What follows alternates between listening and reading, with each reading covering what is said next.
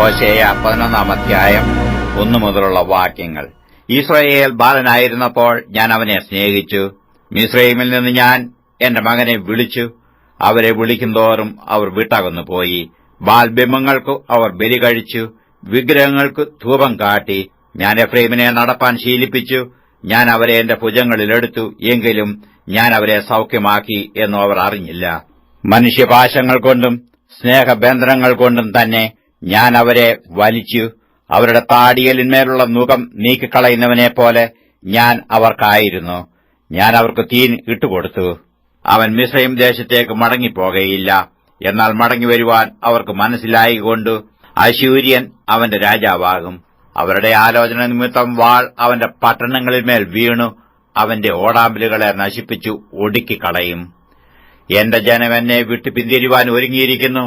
അവരെ മേലോട്ട് വിളിച്ചാലും ആരും നിവർന്നു നിൽക്കുന്നില്ല. എഫ്രയീമേ, ഞാൻ നിന്നെ എങ്ങനെ വിട്ടുകൊടുക്കും? ഇസ്രയേലെ, ഞാൻ നിന്നെ എങ്ങനെ ഏൽപ്പിച്ചു കൊടുക്കും? ഞാൻ നിന്നെ എങ്ങനെ അദ്മയെപ്പോലെയാക്കും? ഞാൻ നിന്നെ എങ്ങനെ സോബേമിനെ പോലെ ആക്കി തീർക്കും? എന്റെ ഹൃദയം എന്റെ ഉള്ളിൽ മറിഞ്ഞുകൊള്ളുന്നു. എന്റെ അയ്യോഭാവമൊക്കെയും ജ്വലിക്കുന്നു. എന്റെ ഉഗ്രകോപം ഞാൻ നടത്തുകയില്ല. ഞാൻ എഫ്രൈമിനെ വീണ്ടും നശിപ്പിക്കുകയുമില്ല. ഞാൻ മനുഷ്യനല്ല, ദൈവമത്രേ. നിന്റെ നടുവിൽ പരിശുദ്ധൻ തന്നെ. ഞാൻ ക്രോധത്തോടെ വരികയുമില്ല. സിംഹം പോലെ ഗർജിക്കുന്ന യഹോവയുടെ പിന്നാലെ അവർ നടക്കും. അവൻ ഗർജിക്കുമ്പോൾ പടിഞ്ഞാറ് നിന്ന് മക്കൾ വിറച്ചും കൊണ്ടുവരും. അവർ മിസ്രയീമിൽ നിന്നൊരു പക്ഷിയെപ്പോലെ, അശ്ശൂർ ദേശത്തുനിന്ന് ഒരു പ്രാവിനെപ്പോലെയും വിറച്ചും കൊണ്ടുവരും. ഞാൻ അവരെ അവരുടെ വീടുകളിൽ പാർപ്പിക്കുമെന്ന് യഹോവയുടെ അരുളപ്പാട്. എഫ്രയീം കപടം കൊണ്ടും ഇസ്രയേൽ ഗൃഹം വഞ്ചന കൊണ്ടും എന്നെ ചുറ്റിക്കൊള്ളുന്നു.